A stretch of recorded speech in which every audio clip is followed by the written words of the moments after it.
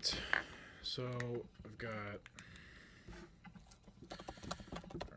LinkedIn, X, Reddit. 1, 2, 3. All right. So I've got. So the goal now for me is LinkedIn, that I've got X, a mind map. Reddit. Gotta mute myself here probably. 1, 2, 3. How do I do that? All right. So I've got. So the goal now for me. Okay. All right. So muting that. Cool. All right. So I've got basically what I have done is in the last. If I just kind of look at what happened here.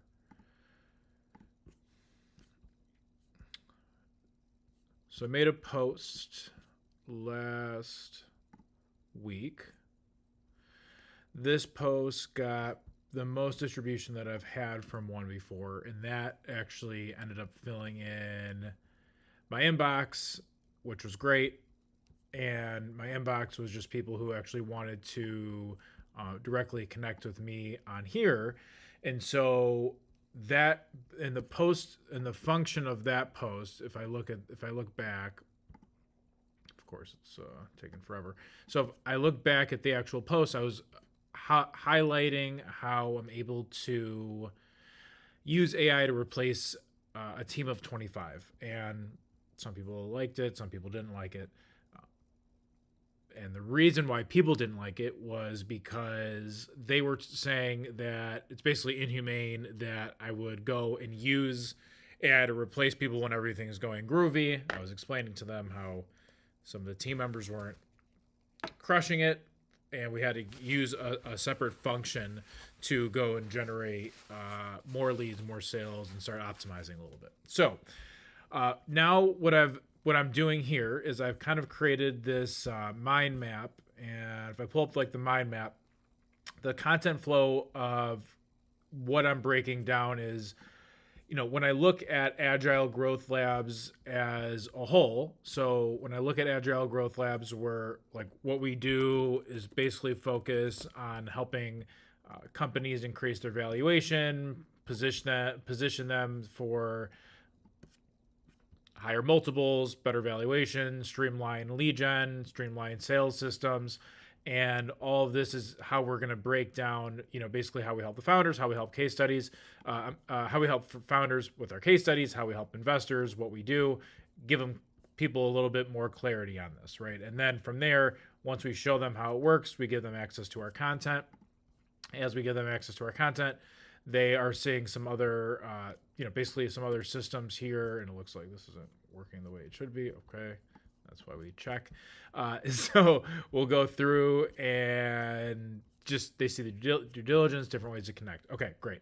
So now from here, what I need to be doing is creating like more of the like a content flow as far as like what I need to do, right? So anything that's related to AI, SaaS. So I kind of go a little bit more broad here, right? So first thing I'll do is I'll look at, when I look at like my profile, let me kind of bring this down a little bit. If I look at things that I've saved, so things that I've saved, are related to M&A, what gets a lot of distribution, and some of this is like video form, long form, thread, things like that. So I'll go and collect that data. I'll do the same thing on here.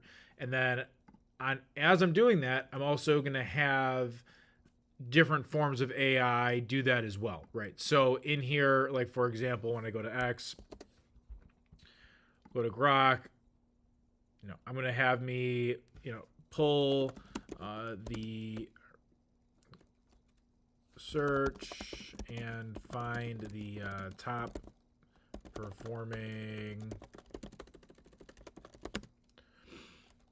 posts and threads that relate to SaaS, AI, lead generation, sales generation, exits, increasing enterprise value, and overall valuation of companies. Okay, Okay, so then these are all the topics I'm talking about. So this is going to do this directly within Grok. This is going to do this across the web. This one is going to be doing it within, I have like a separate GPT for this. I will ask the same thing. I will have it do a deep research for me there. Also have it do one for an agent. So it continuously does that, feeds my inbox. All right. So that's that process that it's going to be running through as I'm doing that. Do SaaS valuation. Go through relevance. I'm more interested in the top exposure, so I can just focus on what's getting the most distribution. So basically in here, the common themes I'm looking for is, so LinkedIn, that's going to be one. X is going to be another. LinkedIn, Reddit, and then we're going to have just like general web. Right, so like here's like the three, right? And so when I look at what's actually popping up, here is case studies, right? So Reddit, we've got, so breakdown of case studies, which I have plenty of on here. And then if you go back to this framework, this will pull what needs to get done, right? So as far as like the content flow, if I, this is like the public play, working on the client's business, working on agile internally. So when I look at like the actual individual case studies, that is basically the results, right? And so I probably need to focus that on here as well.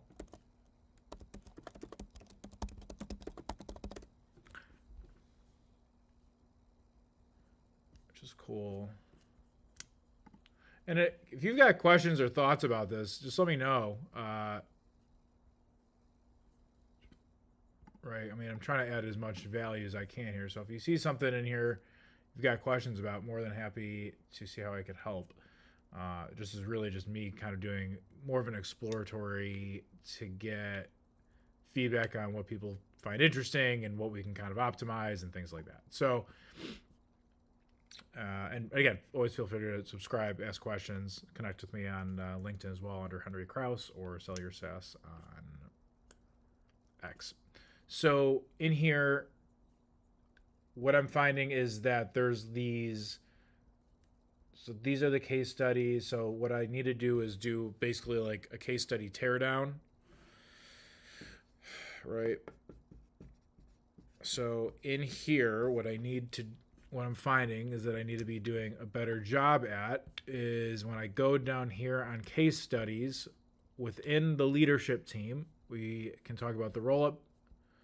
We can talk about this Inc. 500 to private equity exit.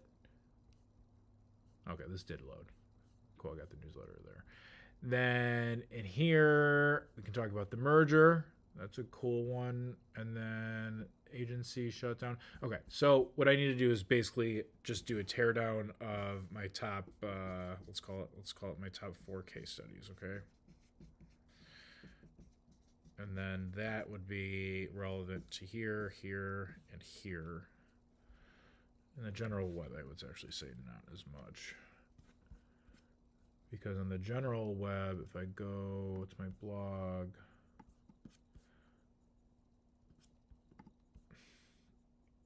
this is kind of what people are looking for.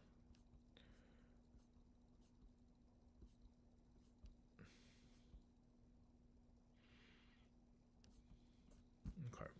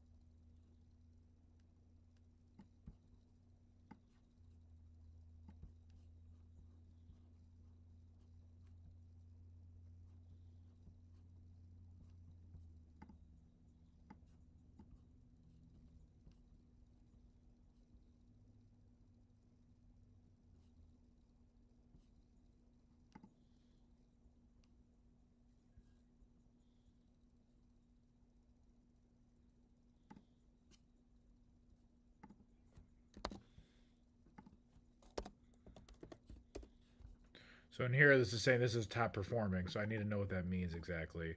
So in here, like I'll search, in like a spy foo, answer the public, something like that. I can get the traffic estimates on here, but again, there's not a lot of stuff going on here. So I'll take that with a grain of salt.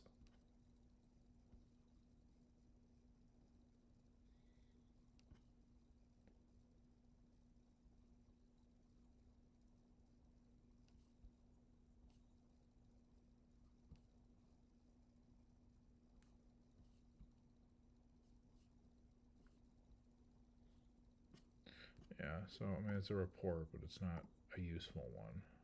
Fortunately, Manus, and I like Manus too, which is kind of disappointing. Here, this is what I like this about X because it's actually like X has got such a strong, it's got such a strong like data point as far as like it's their actual research, right? It's like when you run like meta ads, when you run meta ads, you in the old days, I shouldn't say now. I mean, now everything's super AI powered, but like in the old days, you would want to target based on data that Meta collected, right? So if you were selling, I don't know, if you were selling a phone, right, and the phone was targeted for people who just had a birthday. It's like you've got a birthday coming up. Why not buy a brand new phone for your birthday?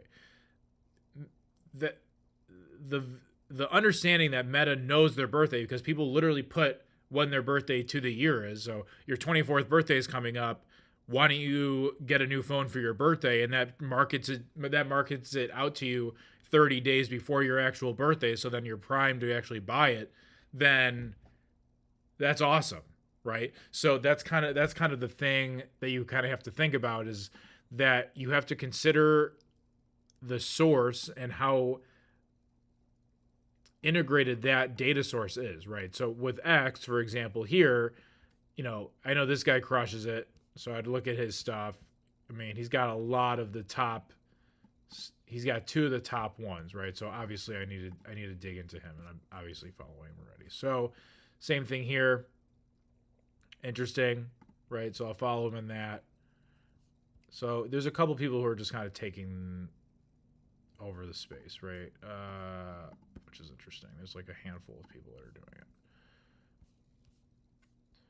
This is Jason, yeah, of course.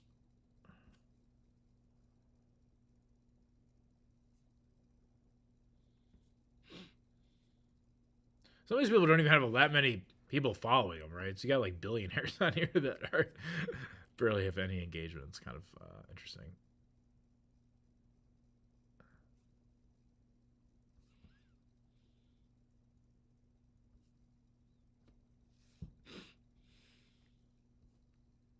Okay, so let me take these.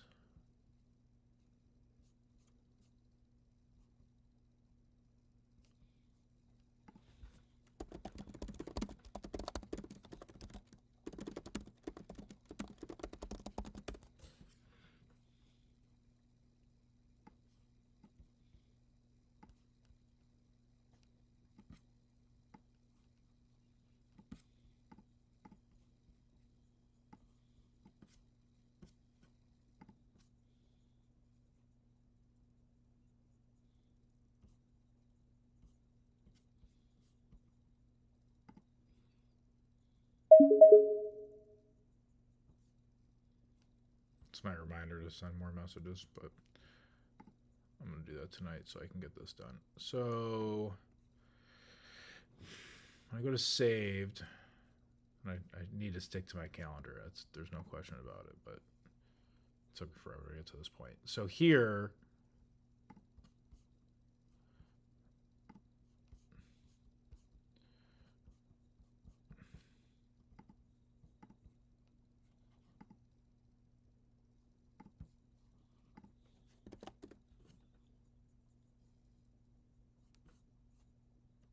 yeah, so like this guy good engagement.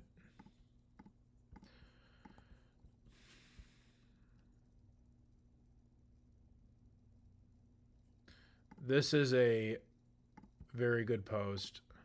Remember this one.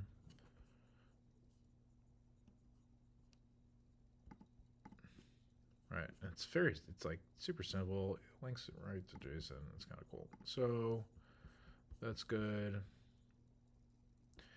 These maps work out a lot. So the other day, I created one for my newsletter, and this is kind of what I liked, and I need to figure out like some different angles around it. But basically, what this did is I created this. I didn't have AI do it. I tried with AI. It just didn't work to the simplicity that I was looking for. But I was explaining the dynamic and the relationship on. Everyone's talking about this is a great example. Sam Altman has been going in front of Senate and going in public and saying how he has 0% of equity in OpenAI, and he's doing this because he loves it, and whatever reason that he's actually going after, and people are questioning his motives behind that, right? And so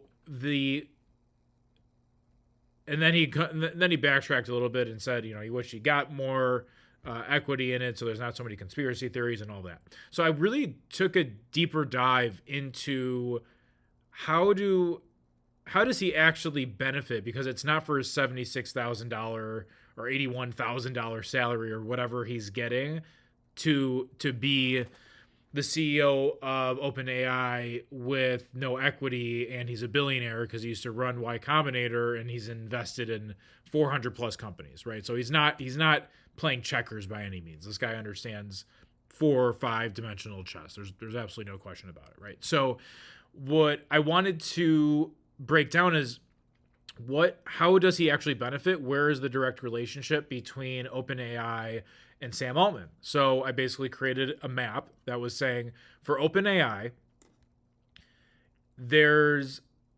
they have the infrastructure. They've got the backbone of multiple companies with their AI models, their AI agents. I mean, you're kind of seeing it here as I'm working through some of this, right?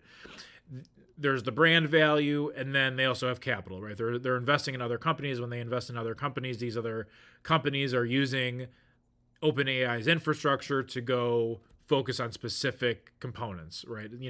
Whether it's having a chat-based UI UX, if it's using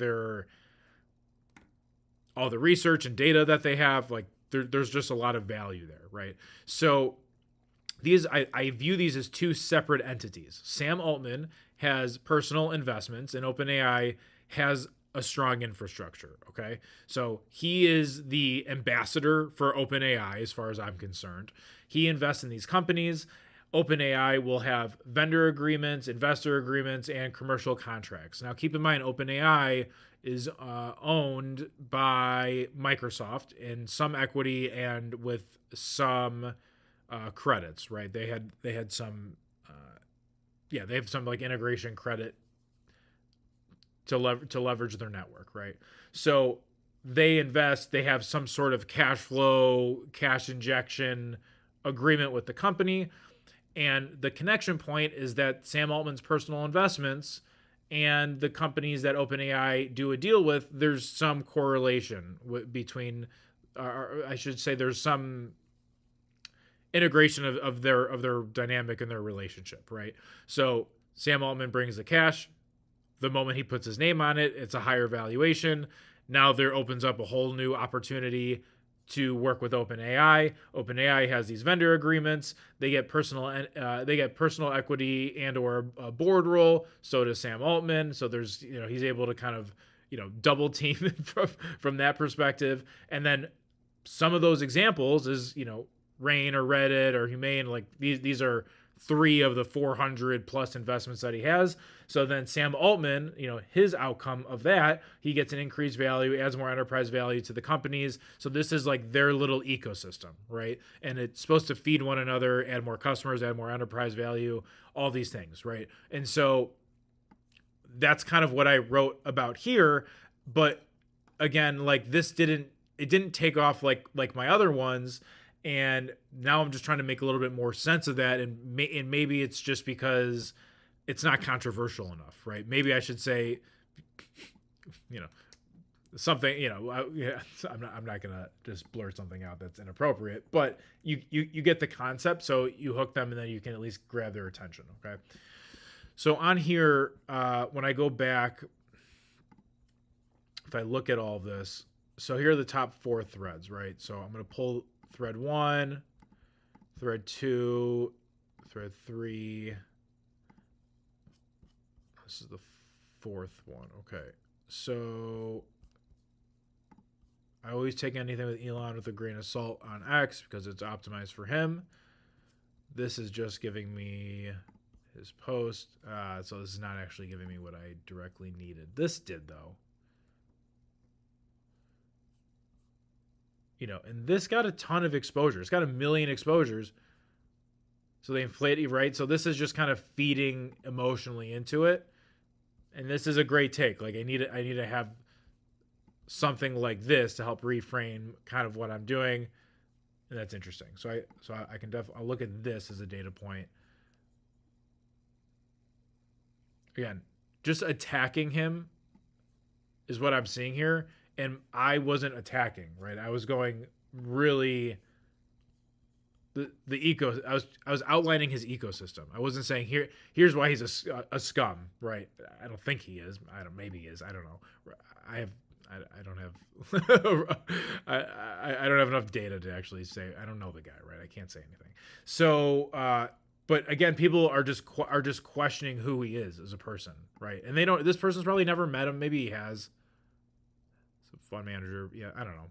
So but that's kind of the whole concept here, right? And so it's very negative focused, but I kind of need to not focus on just attacking someone to help boost my exposure, right? I don't think that's valuable, but I do think a controversial take of something with a government bailout, him taking no accountability, if something does go wrong and then it's on the government's fault, it's the government's problem because he's too big to fail, like we had with the big banks in 08. So there's kind of like those conversations, right? And you can definitely say, when you're looking at a huge recession, doing a deal like that might help it, right? So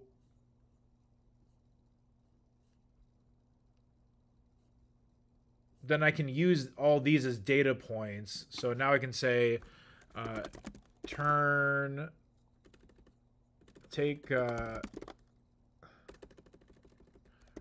review agilegrowthlabs.com, view our content on our site and blog, then recreate. I shouldn't say recreate. So then create a breakdown of what would perform well and go viral. I would say compared to these articles and this content.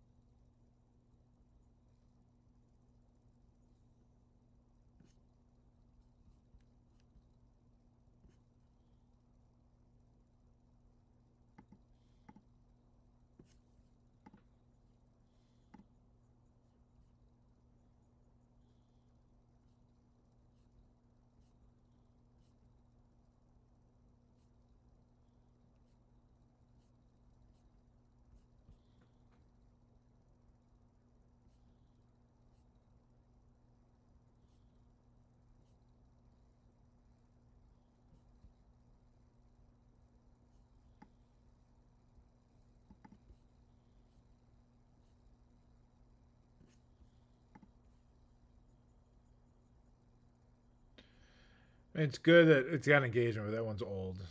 I mean, this one's kind of old too, and there's no recent engagement. And this is the same thread.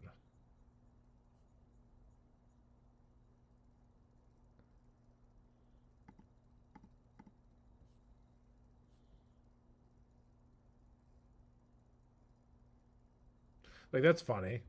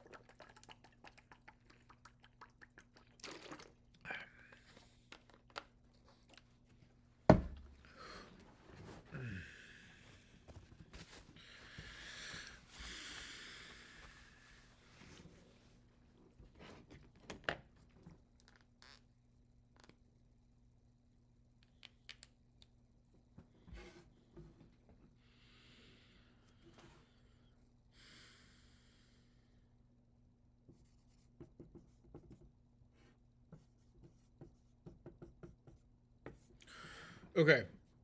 I mean, let's use this as an example, right? Mint Mobile. So Mint Mobile has basically, let me reframe this. Mint Mobile got acquired. Okay. So it's actually, Mint Mobile's not even the focus. Okay. It's T-Mobile. So T-Mobile to everyone acquired Mint. Okay. So T-Mobile acquired Mint Mobile, and everyone's like, everything's grand. He's, Ryan made a ton of money. Okay. And that to them was the price of 1.35 billion. Okay. So they're like, well, now Ryan Reynolds is a billionaire. No, not, I mean, very close, but not quite.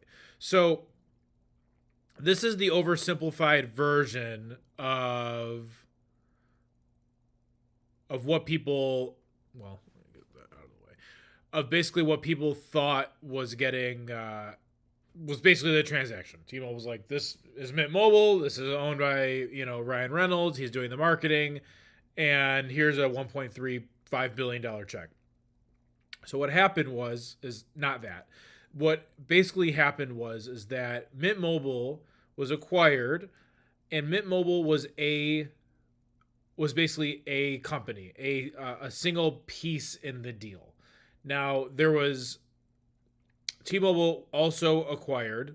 So now that this is people's reality and they think this is what happened, okay?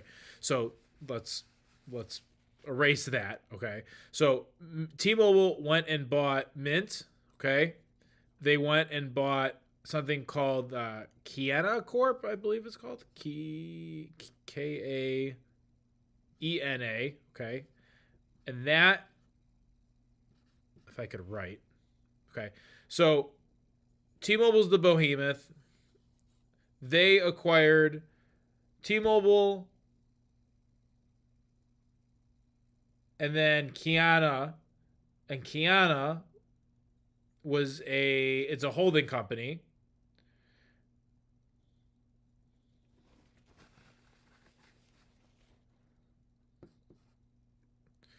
My spelling is just brutal. I'm trying to find a really simple way to explain this because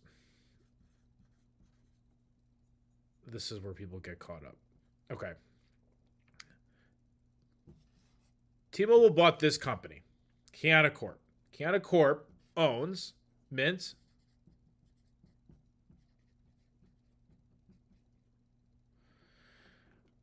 I can bring this up a little bit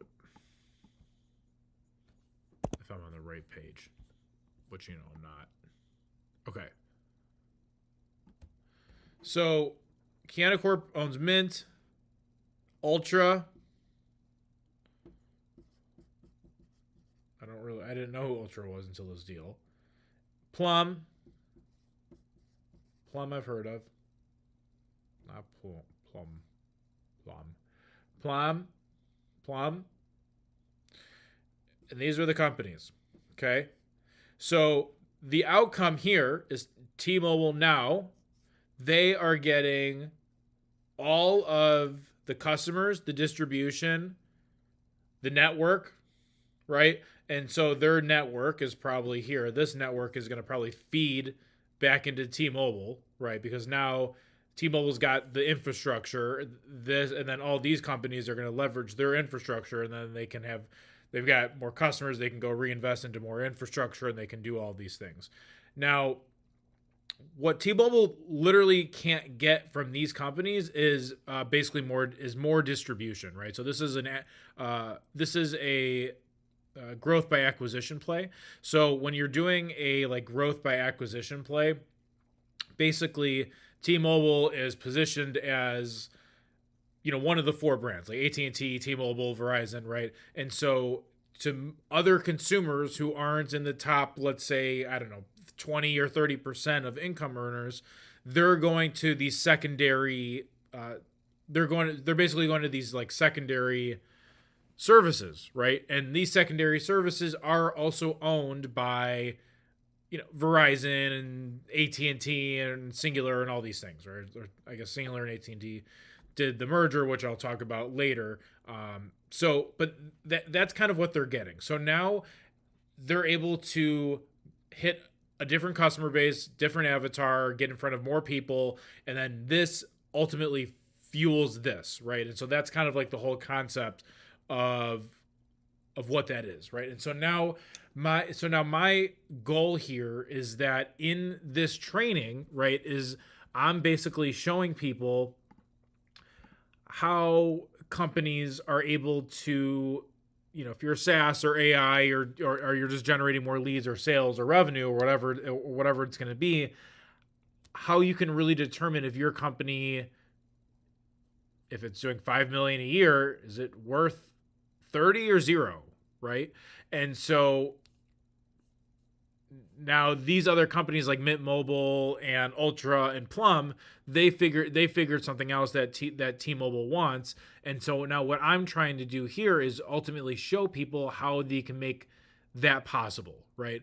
And so I've gone from, a pain to solution framework, and I can go through that in my training. If you go to agilegrowthlabs.com, you can definitely see that in my training. But that's kind of the flow, right? And so in here, I'm outlining the equity game of millionaires versus billionaires and all these things. So now what I need to be doing is creating a more simplified structure for people who have a successful business. If they have a 5 or 10 or 15 or $25 million a year business, but they literally don't understand private equity or how equity works, they're just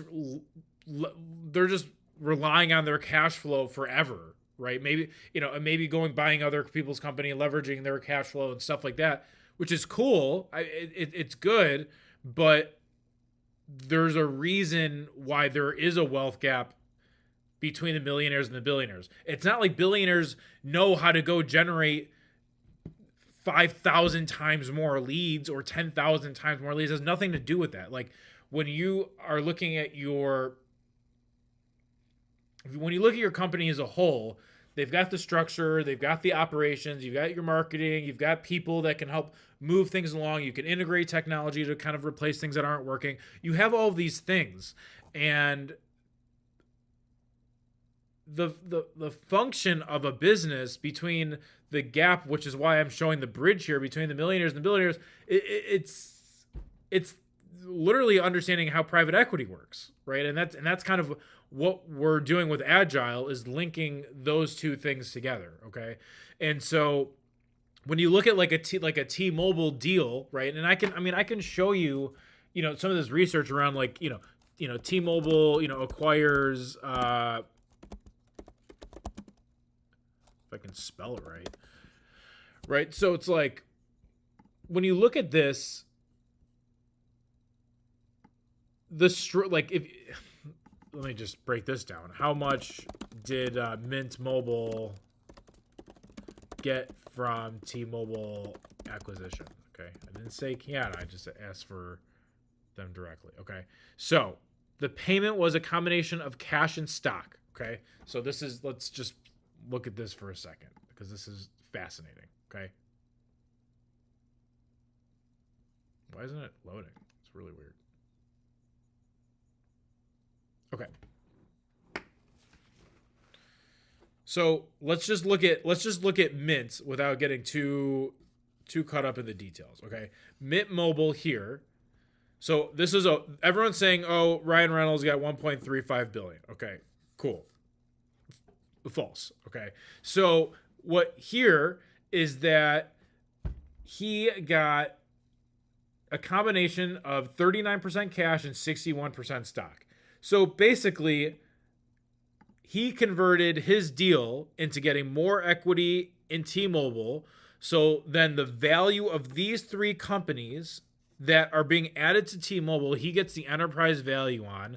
And because he didn't pull out so much cash, he can then go borrow against the cash that's in his T-Mobile stock and get super cheap money and play the equity game. So he gets the increased value of the company, right? Gets the increased value of whatever. If T-Mobile stock goes up 30 or 40 or 50%, he gets to ride that wave. He gets to borrow against the equity. So let's say, he has $600 million in equity into T-Mobile.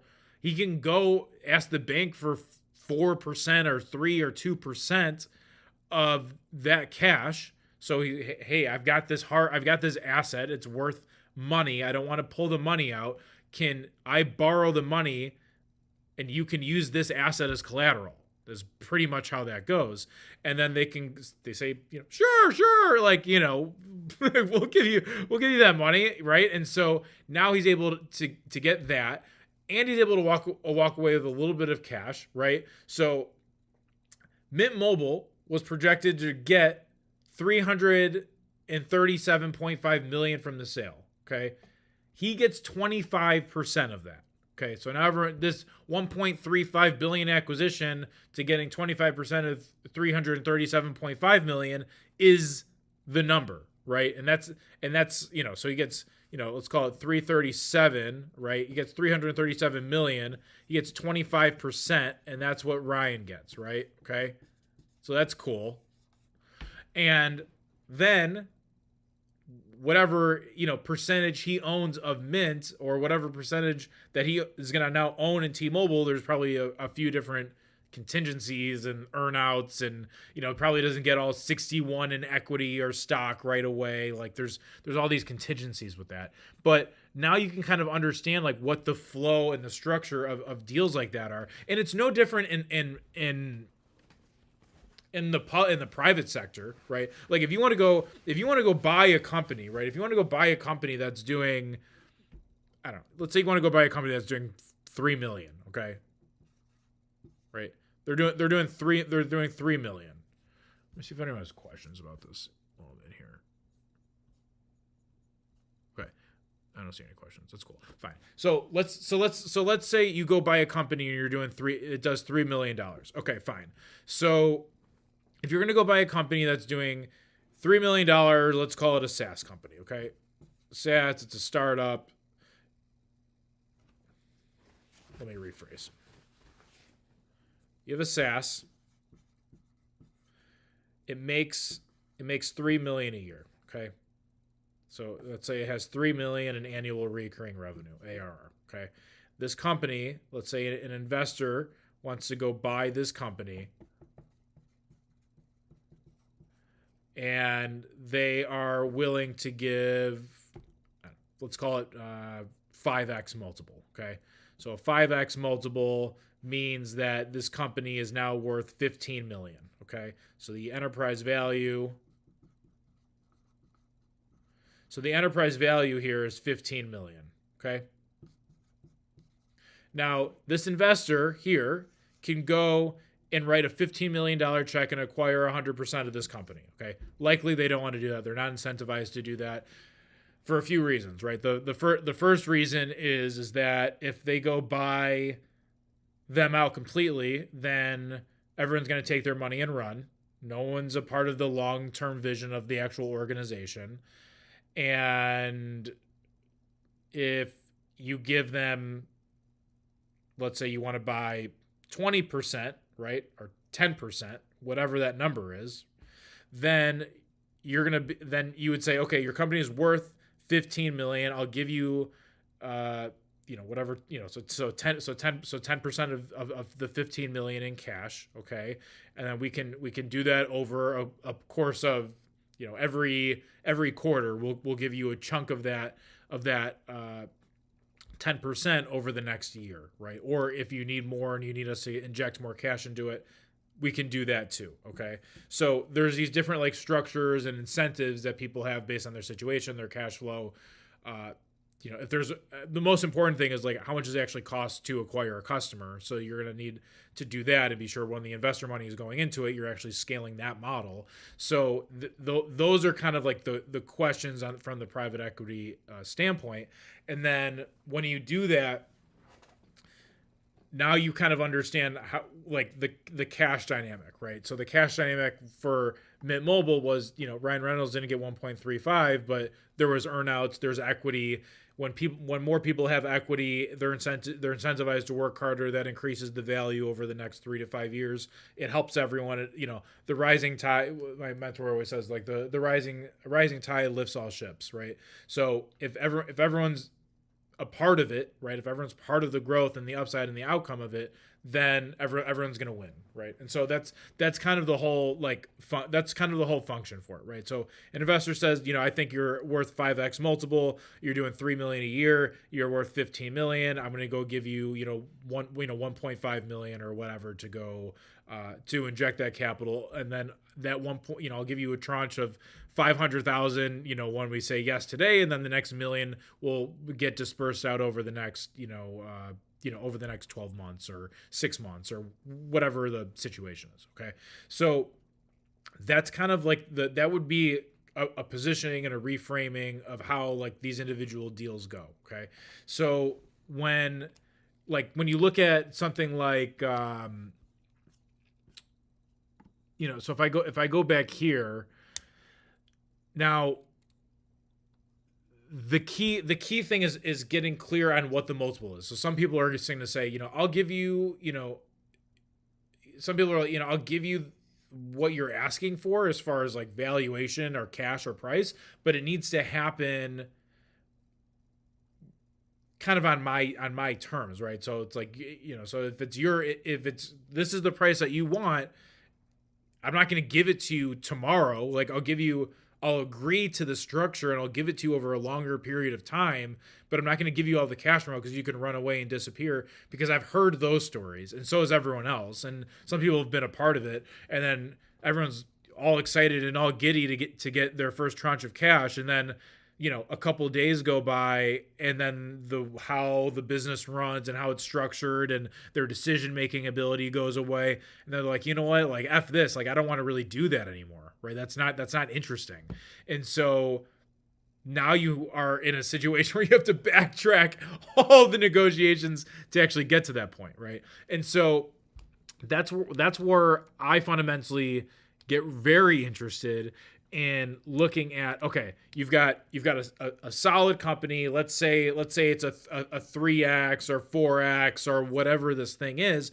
I think the upside is to get this to 10 to 15x. Okay, and where's the and okay, if I can get this to 10 to 15x, my ideal situation is to add more distribution, right? So add distribution. You've got to cut efficiencies.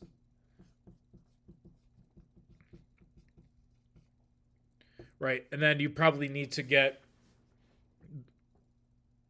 a stronger team, right? Because the team that got you to the first 5 million is not going to take you to the next 50. You'll have a couple. You have a couple people. Generally speaking, not going to happen. Okay. So those are kind of like the scenarios that you kind of have to think about with that. And frankly, that's why I'm doing Agile Growth Labs, right? Agile Growth Labs has so much opportunity where you've got public companies, you have successful, so you've got successful SaaS that has VC investment. And these VCs can care less up to a certain point, right? And they dump them, okay? Or not engaged, okay? Because they're not a unicorn, right? And if they're not a unicorn, that means they're not going to hit their next multiple billion valuation and exit, so they don't care, right? They lose interest. So these are the type of opportunities like directly in the market where you can go and say, yeah, this makes sense, right? And so now when I go back to like my whole content framework, right, and I look, oh man, pause. Okay, so when I go take a look at what's actually working, it's the public framework. So basically so there's how-to content, Okay, so there we'll have a framework for how-to content related to marketing and sales, AI agents, going public, right? Increasing enterprise value, right? So that's kind of like the how-to content, right? And so then once you go to the how-to content, then from here, let's pull it up again. So then from here, it's then you need the case studies, right? So you need deal teardowns.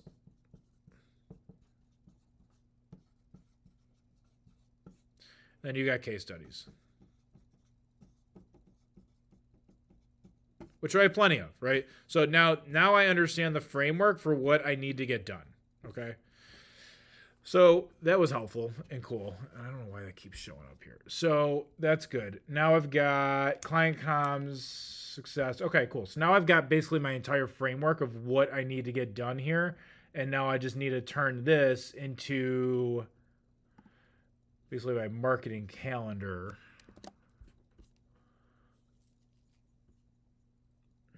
But all right, cool. So I've got that down. So I'm going to wrap this up. I think this is, I'm going to do different working sessions like this as far as how I'm kind of managing this new phase within Agile. We have a lot of great case studies. Even if you look at like some of the stuff that we do for clients, not including like the private equity play. From a super high level, right?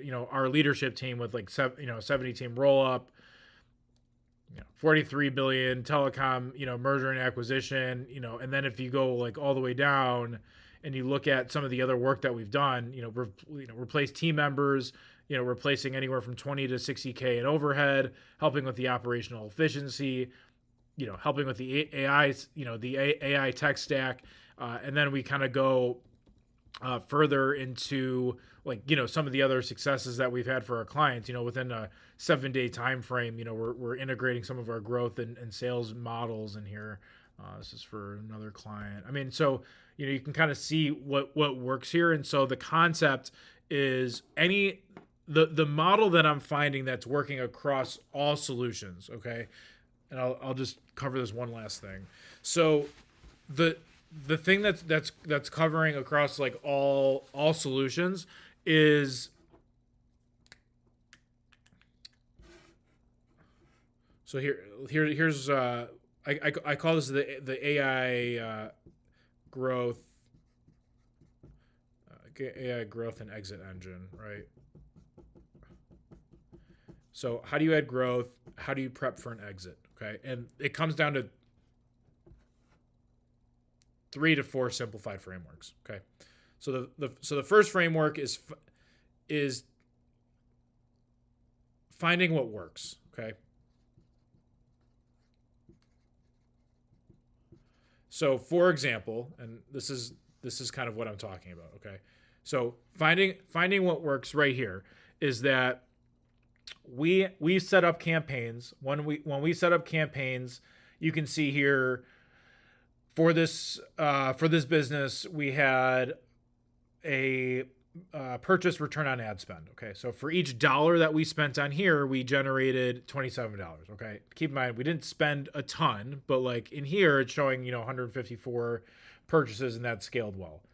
I would even find this a success, right? For every dollar that you spend, you make $1.25 back. Like I could just do that, right? And then same thing for here, right? $1 spent is $5.90 in return. Dollar spent $41.29, $41.29 returned every time I spent a dollar. Same math here. Every time I spent a dollar, I made $85.54. Okay, so these campaigns were working, and then I turned them off, and then they're like, "Why?" And I said, "Well, because you only gave me a certain amount of budget, and I turned them off." And I'm like, "Are you crazy? Just turn it back on. We'll figure it out, right?" So then you figure out what works. Okay, so then once you take the thing that works, then from there you're going into a model of uh, basically data collection, data breakdown, right? So I want to know, for all these sales that are generating, how many people added to cart, how many people reached the checkout, how many of those purchases were made, and then how much revenue was generated. Okay, I can do this on Shopify, I could do this on Google Analytics. It doesn't really matter. Okay, but then we need a centralized. So we basically need I don't want to call it a centralized dashboard, because you have different metrics that you're tracking along the individual process anyways. But let's just kind of say that you have verified data. Okay, let's just call it verified data, right? So this verified data is now your training data. Okay, so this is your training data. And if you're wondering, okay, what am I training? Now you're training AI models to basically recycle the process, right? How do I do this? It's like it's some like connect. It's a feedback loop. Let's just call this an infinity feedback loop. How do I? My infinity sucks too, but let's just call it that, okay? So you've got like this AI infinity feedback loop of, okay, you're figuring out what works. Great. You figured out what works here, and I'm kind of showing you that. That data goes into, and it's verified data on this dashboard that I'm showing you right here, okay? Then you're feeding that information into AI. So you can have your own AI training models. You can have your own, it could be your own GPTs. It could be your own AI agents. It could be your paid ads. It can be your email marketing systems. It can be your outreach systems. But again, you can have AI agents that are doing the outreach for you based on the data. You can have an RFP process, right? So a request for a proposal process that you are able to work within direct databases. Again, there's all these different forms of acquiring customers, and I can show you that, and we can get into it. And you can use it as an example of what I've already covered here, right? The part of what I've covered in here is literally going on Reddit, going on X, going on Quora, asking AI agents to do the research for me. So I pull all those data points together. I figure out what's the most engaged, right? So like I said here, let's just kind of go back to the basics of where I actually started with all of this, okay? So I'm able to pull, let me just not overwhelm everyone with 4 different dashboards at the same time. I'll do that myself. I'll stress myself out. So, but like here, I'm organizing based on what got the most upvotes, what got the most comments, right? From here, what's actually working. Okay. So in here, I can go and break this down. Let me go all the way back. So SaaS valuation. Okay. So top, I can do within the past month. Let's see what's cooking. So a cool guide. Okay. So SaaS valuation, AI bubble, market crash. So people are talking about that. I can mention that. How I got all 50K cash acquisition offers. So people are looking for like the quick 6-figure hits. Okay. So like these are kind of like the things here, right? So then if I look at over the last, the past year, okay, you're going to get a little bit more context, right? So, but this whole concept, I sold my first SaaS, first million.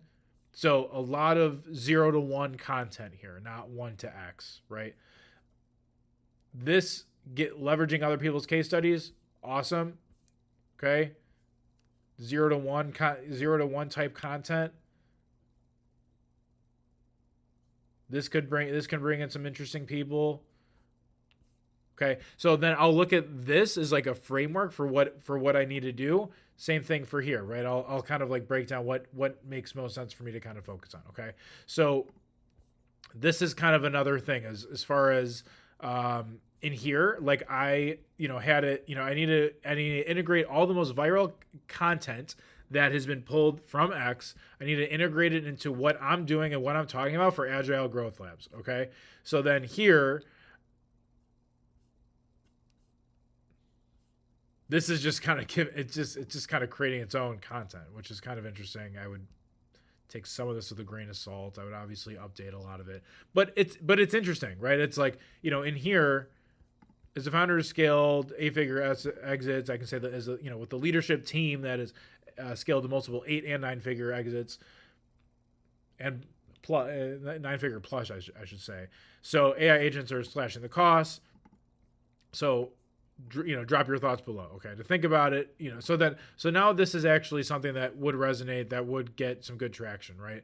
How a hot take on adding AI sales channels. So now I'm having different frameworks where I say I already gave the frame. I already had it do the research for me, right? I gave it a model to understand of what I'm actually looking for. Something that's popping off, that's gone viral, leverages their language models.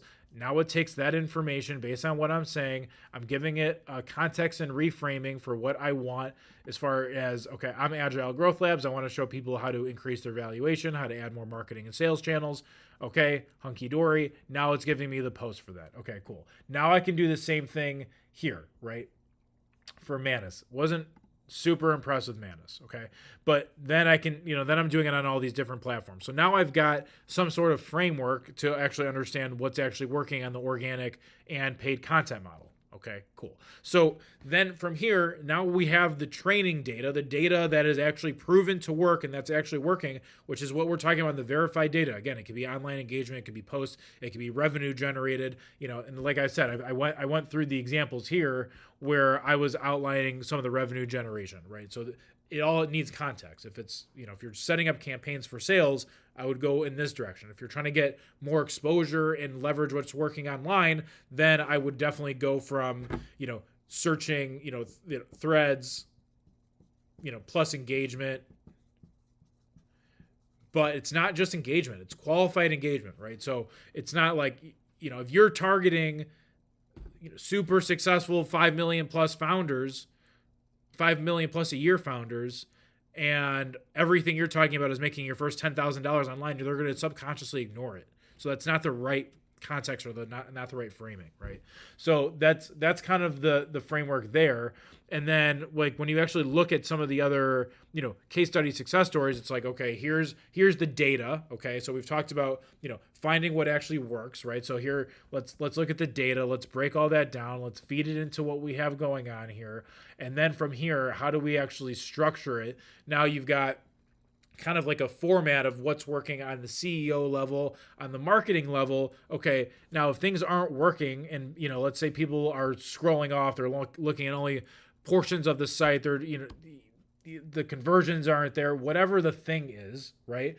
Then you need to go, optimize for that, right? And then you turn that into what are the KPIs that you're looking for? What are the metrics? What are the things that we can take away to add more revenue, more sales, and things like that, right? And so then you have like next steps and next processes. But when you look at a company, you break it down, you need to understand what the frameworks are for each of these things. That's kind of, that should kind of give you a little bit more clarity on that. So having said all that, right? I think there's just a lot of good stuff to be had here. And, when you're looking at like all of these different, frameworks and engagement and processes and all that, that's important. Right. And so, I'm working with, Dan Martell, and I'm in one of his coaching programs, and basically what he's got these things called the 5 non-negotiables. Okay, so the 5 non-negotiables, spelling sucks, but call it 5 non-negotiables. Okay, so the non-negotiables, I'm not going to give you all of them right now, but part of it is like there's a certain number of outreach that needs to get done, right? So he's like, I don't care if you're making $100 million a year or if you're making $100 a year, there has to be 5 a day, right?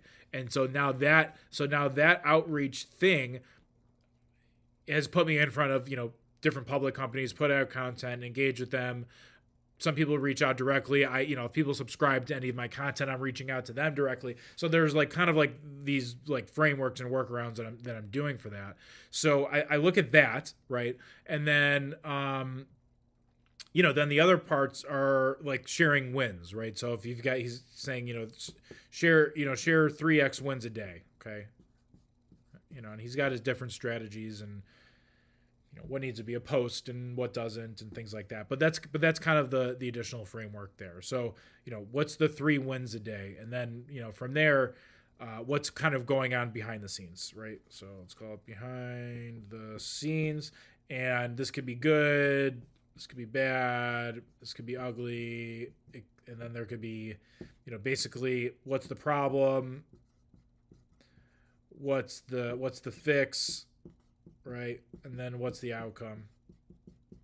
So those are kind of the things to look at as far as how I'm kind of framing and positioning what I'm doing. But also, I've got Agile, and then Agile it's both a service provider and it's a PE holding, right? So help with private equity, increase your valuation, prime for exit, things like that. So, and more importantly, the acquisition model. So that's kind of like the breakdown and the framework for all those things. So it's something to really consider to, when you're looking at how you're structuring what you're doing, you need to find the model and the things that work best and use other people's data to get there first.